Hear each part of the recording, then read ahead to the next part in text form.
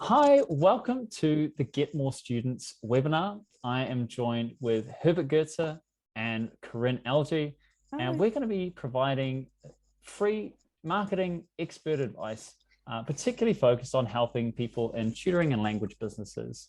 And the headline story that we're going to be talking about with Korinne later on is going to be on blogging, but I'm going to be talking through that. Just to give you a bit of context, if you're new to the Get More Students webinar, my name is Alex Asher. I'm the CEO of LearnCube. We provide a virtual classroom and online school solution for language and tutoring businesses, and that's how we know this area really well. And I've been collaborating and working with both these two great people. But Herbert, why don't you provide a little bit of an intro to those that may not know you yet? My name's Herbert Goetze. I run a digital advertising agency for language schools and education businesses where we run paid ad campaigns to attract and convert more students. That's probably what you wanted to hear, Alex? I did. That was bang on, bang on. But really, I'm going to spend a bit more attention today as well on Korinne, because not only is Korinne a co-host, but she is our feature speaker for today, particularly talking about her experience professionally handling. You really handle blogs for other clients as well on a professional basis. Is that right? Absolutely. So I wish I could blog more myself for my own business, but I don't do a lot of that at the moment. But I probably write about, on average, 8 to 10 blogs a month for different clients, and on a whole range of really interesting different topics. Yeah, so it's something that I do a lot. It's something I really enjoy as well. So I think that helps. So yeah, hopefully I'll be able to share some of my tips and tricks, and try and make blogging a little bit less scary or a little bit less heavy. A lot of people feel like blogging is something that's really kind of like this, oh, I have to do it. But it can actually be quite fun. So well, I'm definitely looking forward to that session. In terms of what we're going to be doing in terms of the structure, myself and Herbert will be the teasers before our main event with Korinne. I'm going to talk initially actually about the trends in education, particularly trying to pull out some of the ideas around tutoring and language education that I think are going to be most relevant. When I was looking around at what's sort of on the news and also kind of what's in our filters, and again, I'm curious from Korinne and Herbert if you'd like to add to this. We talked about geopolitics last month, and it's not going to go away. What's interesting, though, is even noticing it pop up between China and the US, and that sort of almost in a way impacting the number of Chinese students that are going to the US, which I thought was interesting, that we're seeing some sort of measurable differences there. Russia is sort of what's happening with Russia and Ukraine is kind of aggravating that situation even further. And so it does kind of suggest that the kind of world that we're expecting this year in particular is one full of ups and downs, with sort of cultural relations really kind of pushing where and how people are traveling. And it could be very interesting, hopefully interesting rather than devastating in terms of what happens this year. And certainly it seems relevant to this month. I was looking at kind of what was the big changes in terms of whether there's anything in terms of product or venture capital being thrown around. Interestingly, Monly was just recently acquired by Pearson. It's curious because Monly is, I guess, a lesser known language app, like Babbel and Duolingo definitely own that space, but Monly was kind of a challenger brand and was recently acquired. So just kind of curious kind of that the larger brands, in this case Pearson, was interested in that acquisition. Actually, it probably fits along the same lines. GoStudent went into the US in a big way, I think only last month. So again, that's kind of curious. If you're in tutoring in the US, you're probably going to see a lot more GoStudent ads on the feeds. And then in terms of if you're in the UK, we've got some interesting events coming up. The Tutors Association is running an awards, which looks really interesting, in the UK and London on the 8th of July. And we've also got the Love Tutoring Festival coming up 27th of June, which is really great fun. We're always great supporters of it because we think people walk away really energized about the industry, and it's exciting. So that's where we got to on my side. And I'll pass over to Herbert as our next presenter. Okay, so Winning with blogging. So that was the title that we gave the session. Basically, what I'm going to do for the next sort of 7 or 8 minutes is just walk you through some of the fundamentals, the basics, and then we're going to throw the doors open and let you all ask any questions that you might have about blogging. And I know that Alex is also going to hit me with some tricky ones. Okay, so I think first of all, what we need to understand is what a blog actually is. So a good definition, a definition that HubSpot put together last year in April, is that a blog is a regularly updated website or web page that either can be used for personal use or to fulfill a business need. Okay, so that's pretty straightforward. But however, there are 2 different types of blogs. So that definition kind of alluded to it, but let's have a look at what those 2 types are. So we've either got a blog that's hosted on a business or organization's website. So if you're a school, maybe you have a blog section. And so that's the dedicated area of the website that's just for these posts. Blog posts are usually marketing and sales focused, but they're a really soft sell. We don't go in there with the hard sells. We sort of, let people come to that sort of, we lead them to the conclusion that, or the action that we want them to take. And generally speaking, well, not generally speaking, this must happen. A blog should support the organization's values and offerings. So that's your products or your services or the other bits and pieces that you offer. On the other side, we have a standalone blog. Now, this is usually a personal blog, so it helps you to develop a personal brand. Now, this would actually make sense if you were a tutor, a one-person tutoring business, and instead of having a great big website with lots of different pages, perhaps you might choose to have a personal blog instead. So some of the most common types of personal blogs are things like travel, lifestyle, health, your hobbies, and so on. And to give you an example of how a personal blog is a bit different, we're not talking about usually, any kind of sales. We're talking more along the lines of, documenting your experiences, providing tips and recommendations. It's a much more sort of warm, fuzzy space, let's say. Okay, so why do we need a blog? So blogs allow us to share information, give our opinions, explain a topic. They let us do all of these bits and pieces on a more sort of personal level. However, they do help us, while we're doing that, we're establishing ourselves as a thought leader or expert. Now, one of my favorite things about blogs is that they're actually lead magnets. So what does that mean? Blogs have or provide the opportunity for so many different types of optimizations. And so we can really optimize blogs in, very neatly, very, very nicely to sort of to the nth degree. And that's great because the more traffic that comes into our blog, the greater potential there is for us to convert that traffic or those people, those potential customers into leads. And then the last point I have there is that blogs allow you to build community and engage your audience. So blogs can be informal and fun, and they're a great place for you to communicate your values without seeming sort of overbearing or, strict or too formal. So it's a really nice place to sort of show people your personality, either yourself as a single, as a tutor or a very small business, or even as a school. It's a great place for you to communicate those school values. So the other thing that I think that's quite important for us to understand quickly is the difference between blog posts and articles. And this is actually something that I get asked all the time. So what's the difference? So a blog post is usually written in the first person. So if you're, a single person writing it from your own perspective, or we, if you're writing from the perspective of a business, a school, a brand, whatever. A blog can be based in opinion and or your own experience. So, we're not,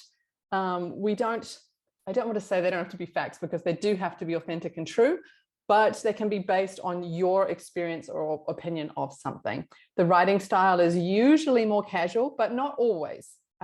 These days, because the line is being sort of blurred a bit more between, blog and articles and personal blogs and business blogs, there are blogs out there that are written in a more formal style. Blogs are self-published. So that means basically you're publishing them on your own website, or your own social media. You're not sort of sending them to a magazine or a specific publication. You're self-publishing these pieces. A reference list is not mandatory. I mean, if you're going to be quoting some data or something that's perhaps a little bit controversial, then it is still a good idea to include references. And just as a sidebar, when we're referencing a blog, usually we're using APA style. So that's sort of the standard across the internet. But a reference list like you would have at the end of an article is not mandatory. And a blog gives you, as I mentioned before, lots of SEO opportunities. So to include keywords, links, all those things. On the other side, articles, and I'm going to zip through this. Obviously, they're more formal in style and tone. They're often written in the third person. Opinions are avoided unless they're properly referenced. You're presenting arguments, angles, published in print or online, and usually with the involvement of an editor. So it's not self-published. References are mandatory.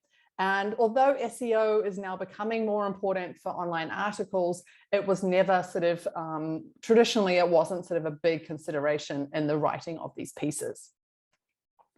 Blog structure, again, whizzing through this. We've got your title, we want to grab their attention, and we often make a promise. And what I mean by that, we can say things like top 10 TV shows to help your listening comprehension. So we're grabbing the attention with the top 10. And then the promise is that we're going to help them improve their listening comprehension. You know, why an online tutor is a great way to learn a language. So this why is it always really good for sort of grabbing attention. And then the last one I've got there is reviving our social projects post COVID-19. So that would be if you're a school who did a lot of sort of community activities. That's a really emotive kind of title there. So no need to go further into that. Introduction, we want to hook in the reader. We want to set the expectations and we want to introduce the topics. Also give sort of any explanations or sort of background that we think is quite important for the rest of the blog. Main body presents ideas and points in a logical order. The idea is to hold the reader's attention, and we do that through giving them something interesting or useful to take away with them. So if you've heard me speak before on content, I've mentioned the 3 E's probably numerous times. So the 3 E's are educate, engage, and entertain. And when we're writing a blog, or the main body of the blog, we want to really make sure that we're doing at least one. Ideally all 3, but at least one. We want to, make sure that we're making this worthwhile for our reader. And in conclusion, we're going to summarize briefly the main points, and we're going to call the reader to action, which is a little bit different than a lot of more formal articles. So we want to give them a call to action, but we also want to give them instruction on how to take that action. So not just contact us. You want to, give them the link to your contact form. You want to give them the name of the person they need to speak to. You want to make sure that contacting you and taking that next step, whatever that next step may be, is super, super easy. Okay, we don't want to give them any excuses to just click away. Whoops, so that was that. And I will, Alex, do you want me to stop sharing? I do have one more screen on inspiration, but we could probably save that for a bit later. So I'll take over from there. That sounds good. Okay, go for it. Let me stop my share. There we go. And I've been writing notes as we go. So oh gosh, here we go. Excellent. So I'll pop these ideas on page, and then we can also kind of use that as a bit of a yardstick for what we're talking through. So first of all, let's see if we've got anyone in the Q&A that has mentioned any questions. And this is definitely your opportunity. If you want to ask some questions about blogging, please pop them in the chat and we'll be able to. Or if you have any specific questions about your blog, those are also fine. We can look exactly. Yeah. Okay. So first of all, I thought that was really helpful. I think my first point would be, how should people think about their blog in terms of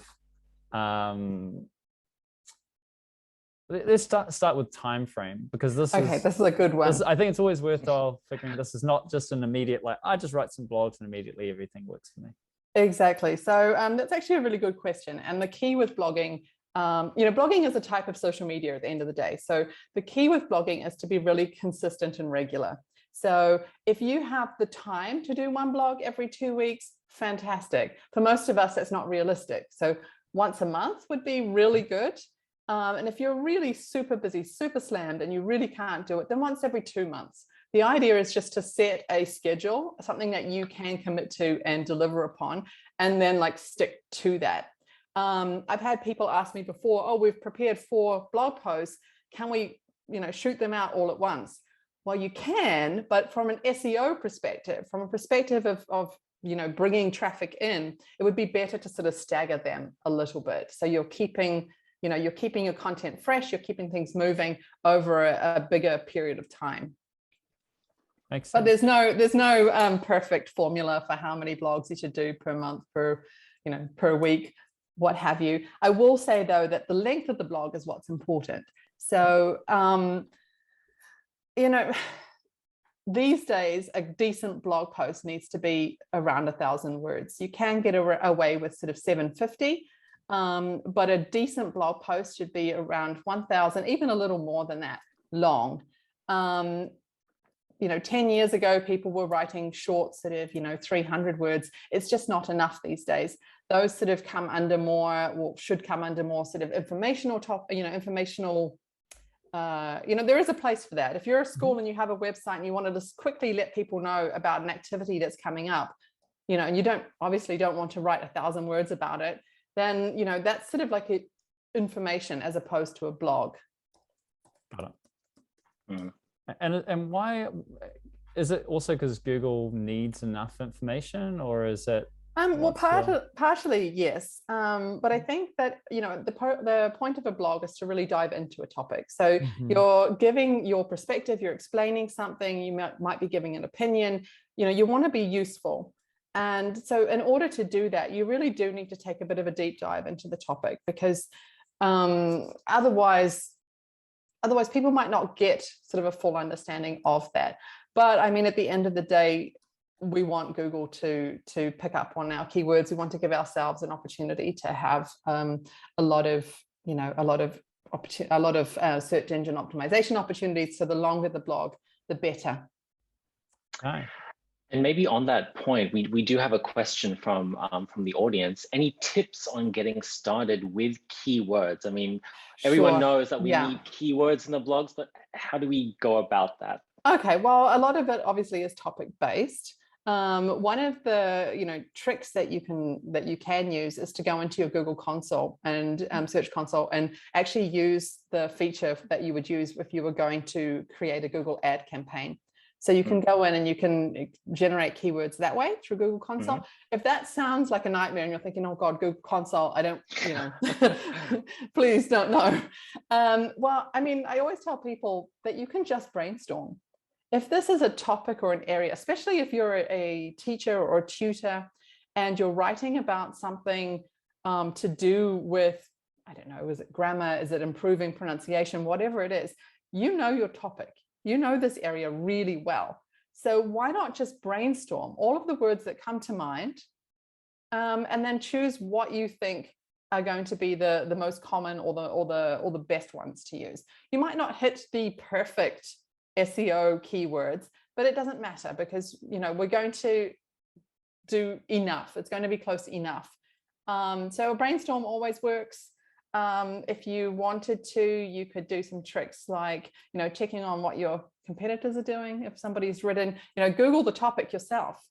Google the topic yourself and then see what comes up in those in the meta titles of those results on your result page. And then that should give you a good idea of some of the keywords that are rating or ranking. Also, by Googling the topic yourself, the words that you pop into Google are probably the words that most people would pop into Google anyway. So again, brainstorm. Yeah.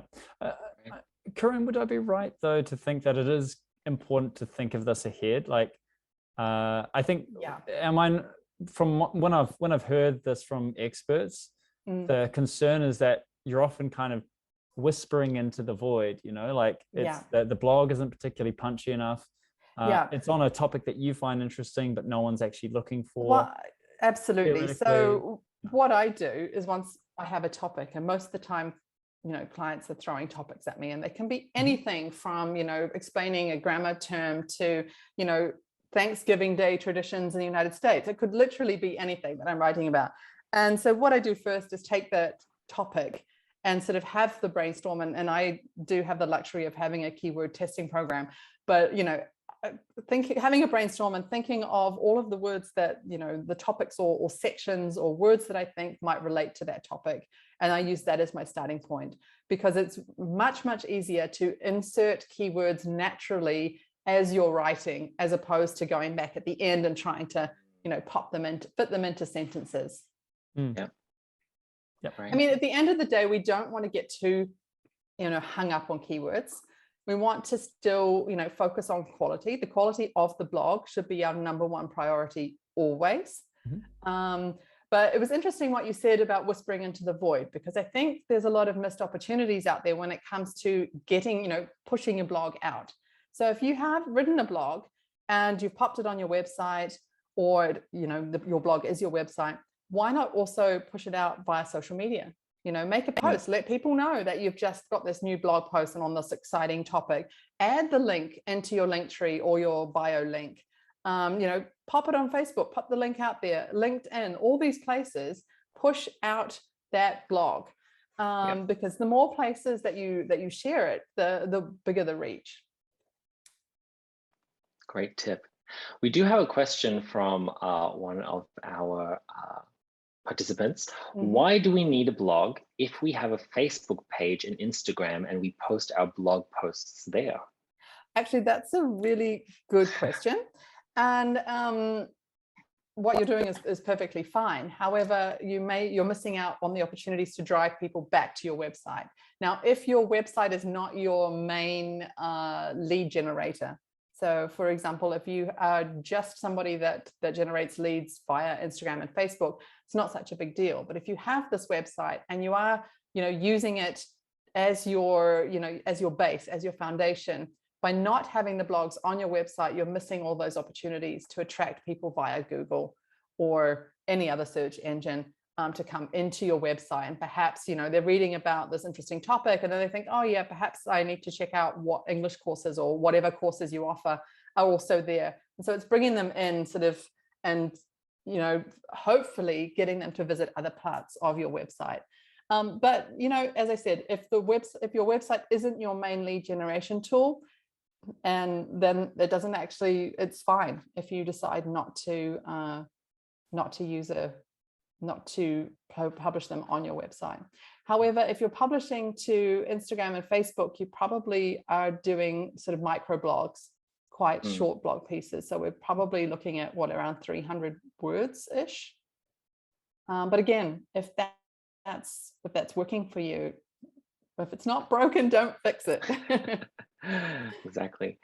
Korinne, how about comments? Do you recommend always having a comment section on blogs and responding to the comments? What are your thoughts there? Absolutely. Now, comment section on blogs, particularly if you're hosting them on your website, you've got to be really careful. Either you need to have a good catch put in place, or you need to really be on them.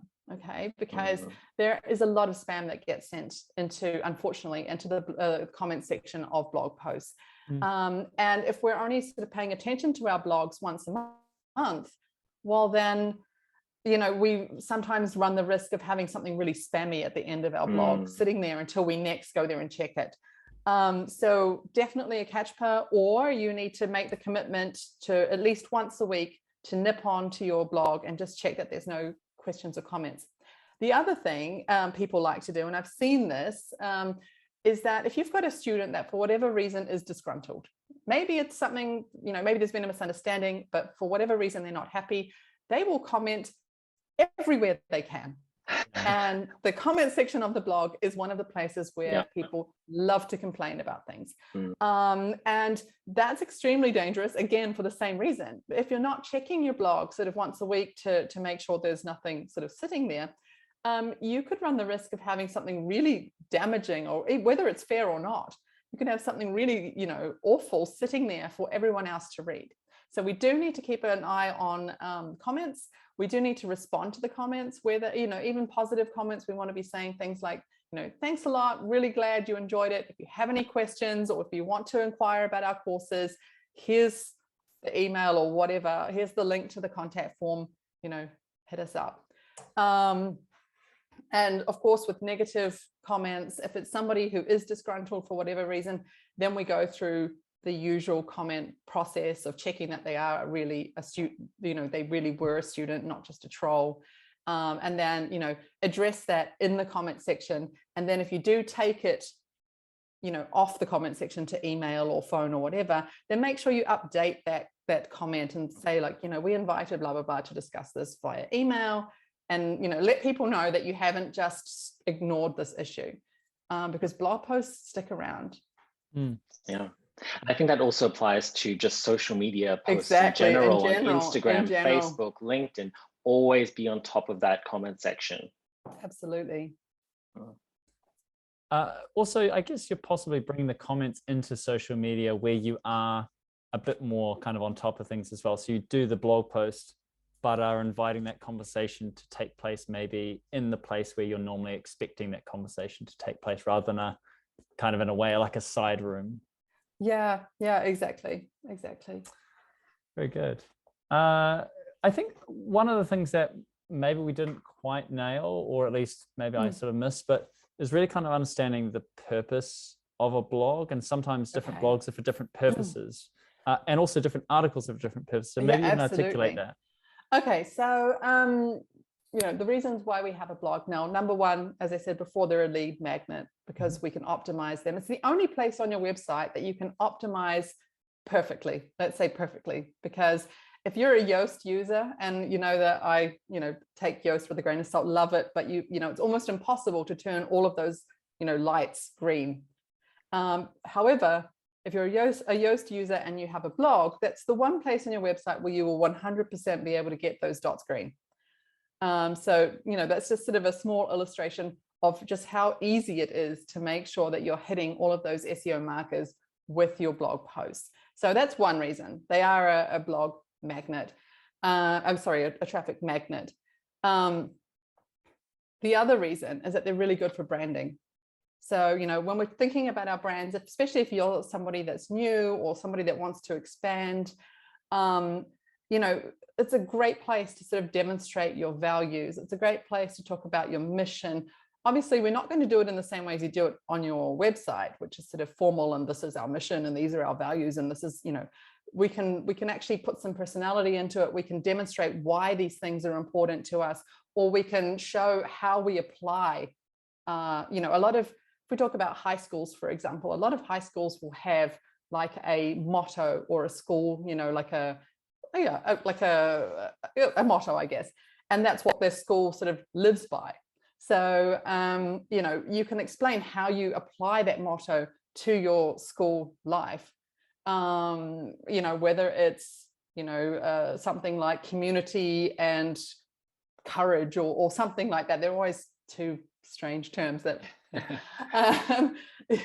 so whatever they are, you can then, through your blog post, actually demonstrate how you are incorporating aspects of community or aspects of courage, whether it's like encouraging students to push themselves and take steps they wouldn't normally. A blog gives you that freedom to be able to really push your brand, develop your brand, make sure everybody knows your story. So I think that's probably one of the most compelling reasons. Now, if you are, for example, a consultant, like either Herbert or myself, or if you're a tutor, a one-person tutor, a blog is a wonderful, wonderful place to demonstrate your expertise. So this is where we come into, giving tips and tricks. This is where we can explain things that people perceive as being really very tricky. This is that space where we can, I don't want to say show off, because we wouldn't want to write it in a way that's not accessible, but it is, the place where you can be that, give that friendly advice, and really sort of set yourself up as somebody that knows what they're talking about. Right. And what's your opinion on using visuals, photos and videos? Should we always try to include them in, or is text enough? No, text is almost never enough. Okay. Especially if we're talking about a young audience. So if we're talking about millennials and younger, for example, but even if we are talking about, if our market was sort of, the golden age, the 65 and over, people are not as likely to be drawn into something if there is no visuals at all. So visuals can mean lots of different things. It's photographs, graphics, as in like graphs or infographics, these kinds of things. Video is fantastic. Most of the time, though, you have to remember that, people are reading your blog these days on a small device. So if you're going to have videos, it's better to feed them in from either YouTube or Vimeo or somewhere else, because that way they're going to load quickly. If you host them on your own website, on your own blog, then you run the risk of them taking like some time to upload, and that just gets annoying for everybody. So definitely need some kind of visual. You don't need to tick all the boxes. You don't need to have, you know, infographic, photograph, video. You don't need to have one of each. Just choose what makes sense and go with that. Now, if you're a school or a tutor and you've done some really great YouTube videos already and they're sitting there on your YouTube, you know, channel, you know, go ahead and use those as much as you can. If you can use them to support what you're saying, then absolutely do it. And even there's a few cheeky ways to use them at the very end of the blog. If you have, you know, talked about something else and you say, oh, if you want more tips and tricks, you know, check out these videos. You know, there's cheeky ways of also bringing those into your content. Great. Maybe I'll ask that question, is like, where does a blog lead? And I guess, you know, I'm kind of curious at what are the different types of endings we could have. Okay, so the ideal place a blog leads is to more leads. Okay, so the ideal place is that we bring people into our website. We've excited them so much. We've shown them, you know, who we are, and they like what they see. Maybe it's the third or fourth time they've read our blog, and they're really, you know, they've gotten a feel for who we are as a brand. And then basically from that point on, that person has that relationship with you and thinks, yeah, that's a place that I'd like to be, or that's a tutor I'd like to learn with. So that's the ideal place a blog leads. The other place a blog leads is just, you know, visibility out, you know, establishing ourselves as experts, getting the brand out there, you know, creating our own narrative for our brand, because we don't want to just let the students, our past students, our, you know, whoever, we don't want them to create, you know, the space on how we're perceived. We want to be in control of that. We want to be out front of that. And the blog really lets us do that because it's our place to tell our story. We have a few questions actually that have come in. I'm going to turn the light on because it's a bit dark in here. About your method to writing. Do you batch write, or do you write following a certain schedule? What works best for you? Okay, so I'm not a batch writer. I definitely am someone that when I, for example, not that batch writing is a bad thing, but you've got to remember that if you're dealing with topics that are related, then batch writing is fine, because then you're sort of in the flow, especially if one flows on from the next. But if you're trying to write about vastly different topics, then sometimes you do need that sort of actual break to sort of step away and put your other hat on before you come back to write about something different. My first step is always just like mapping it out. And I'm a pen and paper girl. I know it's terrible, but I still sit and I literally write down the name of the, you know, the topic, and then I write intro, and then I write paragraph 1, paragraph 2, and I make sure that I have at least 4 paragraph topics noted down, and then conclusion. Usually I write the introduction at the end, unless I'm doing it to, you know, sort of keep myself on track. But at that point, it's usually just a very sort of like the skeleton of an introduction. And the introduction is generally what I do at the very, very end of everything. Once I know exactly what I've written about, because sometimes you will stumble across an interesting angle or opinion or topic as you go. And so, you know, writing that introduction last is actually really useful. Nice. But yeah, I just keep it simple. I don't, you know, some days I can write 1,000 words in 2 hours, and other days it might take me 5 days to write 1,000 words. You know, it's one of those things that you've got to be in the groove.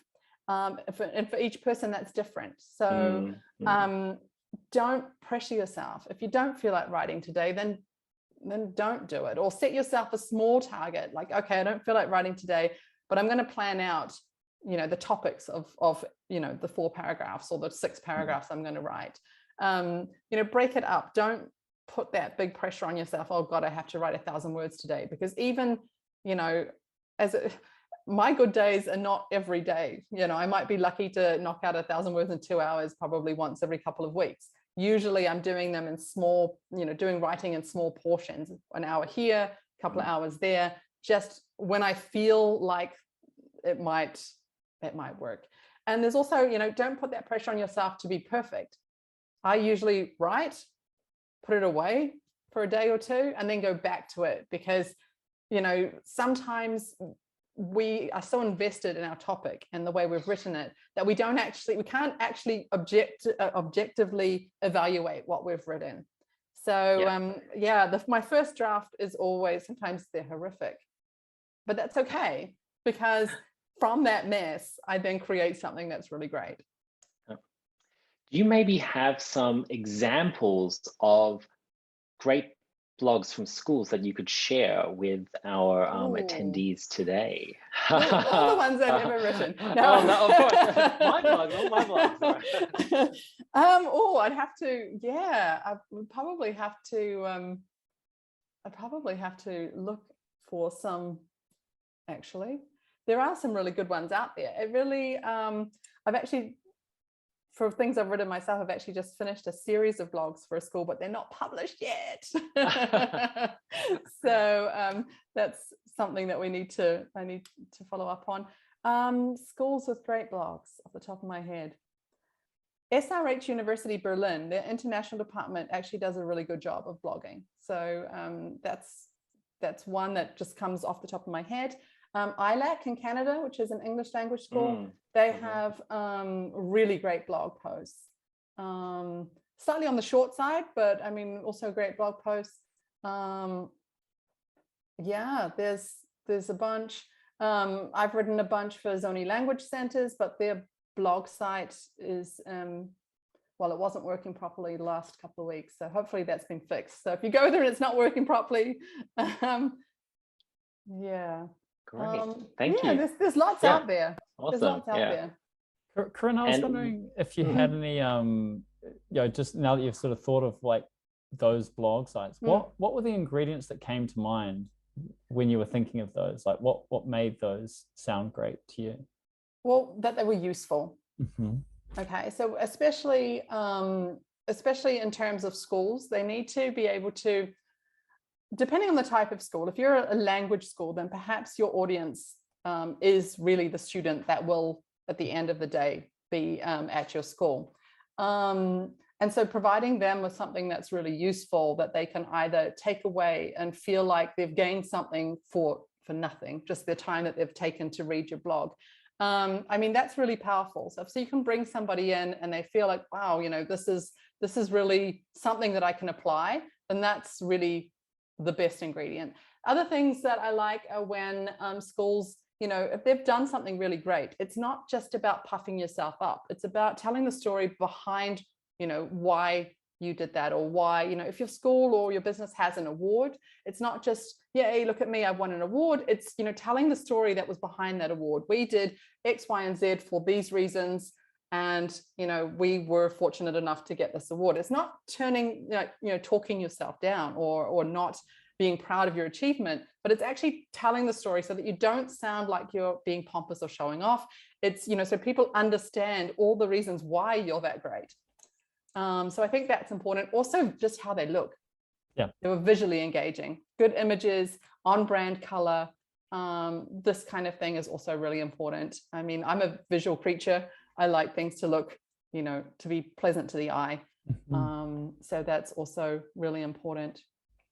Makes sense. And then probably also doing the things you said correctly, which is like they're regular, they're consistent. Pushing them out over social media. I mean, I worked with a client and the blog was dead. And so we revived it by writing lots of, you know, good new content. We thought about, you know, topics that would actually make a difference to their students. And we started pumping up this good comment, but then we also started pumping it out via social media. Now, obviously you can't have a 1,000-word blog on your Instagram, but what you can do is take your best image from that blog, pop it up with, you know, a caption explaining, you know, like a very short intro, a couple of bullet points, push that out over Instagram with your link in the bio. And we increased the blog traffic by 600%. Wow. It was absolutely mind-blowing. And the CEO was like, blogging. And after we could actually on paper show these results, well, I've written for them now for 3 years. So they really work. If you put the time in and you push the blog out, because if you're going to do the work, why do the work and just let it sit there? Do the work and then make sure everybody knows about it. Yeah. That's one of the bits that I think I personally find hard, even with LearnCube, is trying to get the blog out there. Like, we could write great articles, we could create great content, but actually getting that beyond sort of our smaller sort of network. What are your suggestions in terms of, do we need to get influencers on? Do we need to have partnerships? Do we, like, what's the way to get beyond? Well, I think the most simple and most budget-friendly ways to do it are to make sure that your parts are, like, for example, on Facebook, that you are actually members of appropriate groups. So there's plenty of different, like, international education focused groups, tutoring groups, language school groups, agent groups. You know, there's plenty of them out there. So make sure that you cherry pick. You don't want to hit them all because you don't want to be annoying. But because, you know, chances are you're going to have crossover. The same people are going to be in a bunch of those groups. But if you sort of pick 3 or 4, or, you know, you have a roster of 6 to 8, and you go through, and every blog post, you make sure that you also share that post in the group. You know, so maybe 2 groups get this month's blog, the next 2 get the following month, and you sort of push them out like that. So you're not sort of irritating people with too many blog posts. You know, that costs you nothing, just your time. Yeah. So pop them in those groups. That's great. LinkedIn's the same. Pop it on LinkedIn. If you are a school or a business, you know, have your business account publish that blog post, and then have your staff just say to them, guys, I've published a post. Can you please share it on LinkedIn? It is absolutely spectacular how quickly the reach on LinkedIn just it explodes. Yeah. You know, on your business page, it might get a couple of 100 views. As soon as staff start sharing that, and if each staff member has over 1,000 contacts, you know, you're in the tens of thousands pretty fast. Yeah. So those are some, like, really budget-friendly things you can do. Other things you could do, there are companies like, for example, Schools and Agents, where you can pay a membership and then you can publish things there. They don't publish a full 1,000 words. I think the limit is around 500, but then you just, you know, cut it down, compact it. We don't, you know, we work smarter, not harder. That's another way of bringing people in, because at the end of that, you can always have a link, you know, for the full blog, visit our website, and bring people into the website that way. So there's lots of different little things that you can do. We've also been actually running ads, content marketing ads. Yes, you can also. So for blog posts, for YouTube videos, you know, we're not trying to sell on those ads. We're trying to reach more people with our valuable content and get more eyeballs on the brand, on the website, on the blog. And that can also be quite valuable. And what is really great is that once you've used an ad to bring people into your blog, and it is great content and it is valuable content, then those people are going to come back in the future without necessarily needing to come via the ad. They're going to already be invested in. So it's a great sort of segue into your website and gaining blog followers. Yeah. Herbert, on that, what is your experience with the cost involved with, for example, sending somebody to, say, a sign-up page compared to sending somebody to a blog post? It is usually cheaper because, especially if you have a really good headline, a catchy headline, 7 tips to blah, blah, blah, whatever. And you're not selling in the ad. There's no selling at all. You're giving them a preview of what they're about to read, a taster. And yeah, there's no fear for them that they're going to be sold hard, you know, if they click. And so usually we see the cost per impression is much lower, cost per click, of course, much lower on content marketing ads, rather than kind of conversion ads that we're trying to get leads and sales out of. Yeah. I'm just thinking that a lot of people here, even myself included, like, often you don't have a huge budget, so you're kind of a bit nervous about that. But I mean, it's worth an experiment, right? Of course. Yeah, absolutely. Fantastic. I'm just looking here. There's a couple of little questions that I'll tidy up. So with regards to a link in the bio type situation, I think what you probably want to do is invest in either a link tree or build one on your own website. So I don't have a link tree. I have built one on my website that looks just like a link tree.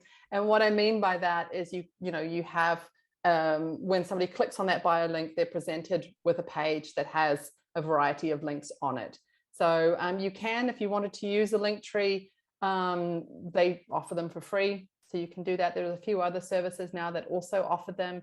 I know Canva directly offers one as well, which is really useful. However, that I was, people were getting a message before that actually opened. So, I mean, Linktree definitely are the best, is the best one to go to if you don't want to build it yourself on your website. So that basically just gives you extra spaces. So you could have, for example, you know, website, contact form, you know, the new blog post, whatever it is. And then you could have, for example, blog archive, so that people could also access those other blogs. YouTube, there's, I think the limit is 10 or 12 on Linktree. So plenty of space to take care of that.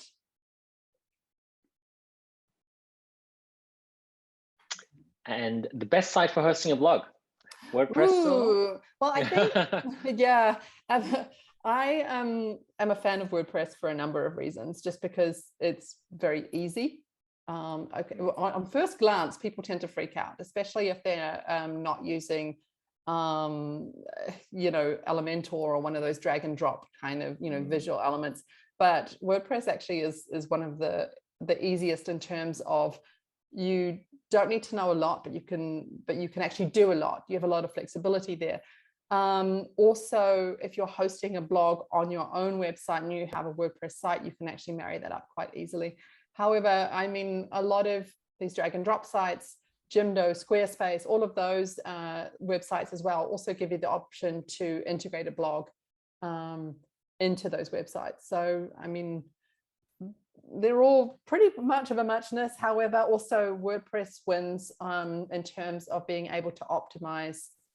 You don't have to be an SEO expert. You just need to be able to get, you know, the very basics down, and being able to, you know, use Yoast, even the free version.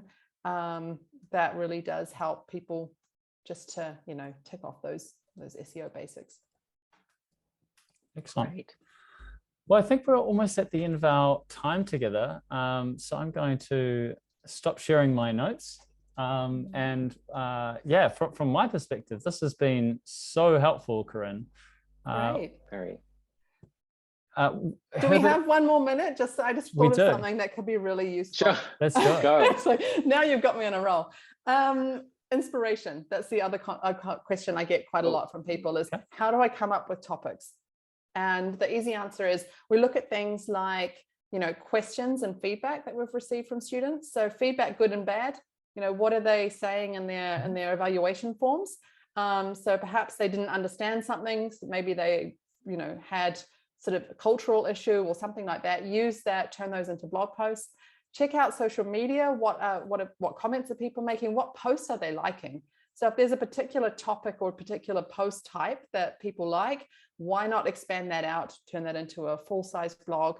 Also, if you're a teacher or a tutor, lessons and units that are upcoming. So say, for example, you have a unit on, if you're an English tutor or an English teacher for, you know, English for, you know, getting a job, for example, you could then do a blog post that supports that. So something on business culture, or, you know, interview techniques, or, you know, something that supports the curriculum content that you're about to deliver also is good.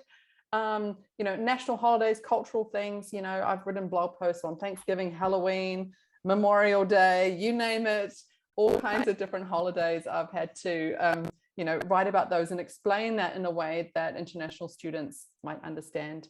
And I did see very quickly, somebody asked about, you know, that whole language issue.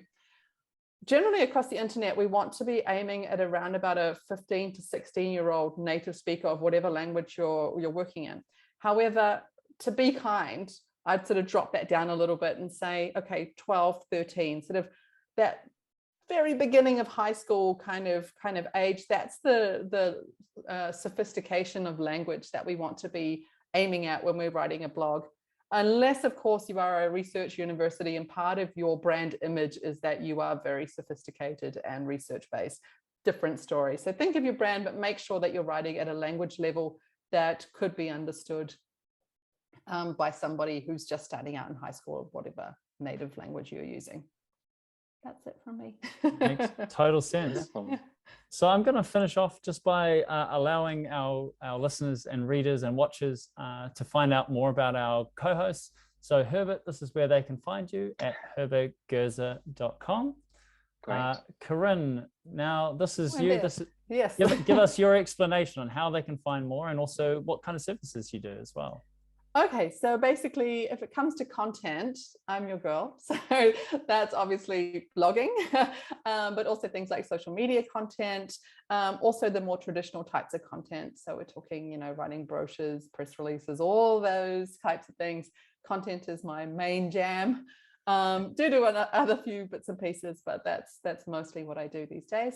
So you can either email me at my email address there, k.alge@korinnealge.com. You can look at my website, which desperately needs an update, so don't look too hard. Or the best place and fastest place to find me, if you need my attention, is on Instagram, and that is at Kaya_marketing. So that's how you get me. Amazing. Thank you so much for that, Korinne. And likewise, if you're interested in myself, also what we do at LearnCube with our virtual classroom and online school, you can go to www.learncube. There is a free trial there. Click that and you can find out more. And then also just to provide some extra help for those that are here interested in marketing and how they can grow their own tutoring and language business, you can go to our community at getmorestudents.org. And you can, we have a lot more information about we've got challenges, we've got ideas, resources just like this, and we'd love to incorporate you into that as well. So www.getmorestudents.org. Thanks so much, everyone, and take care. Catch you next month. Bye.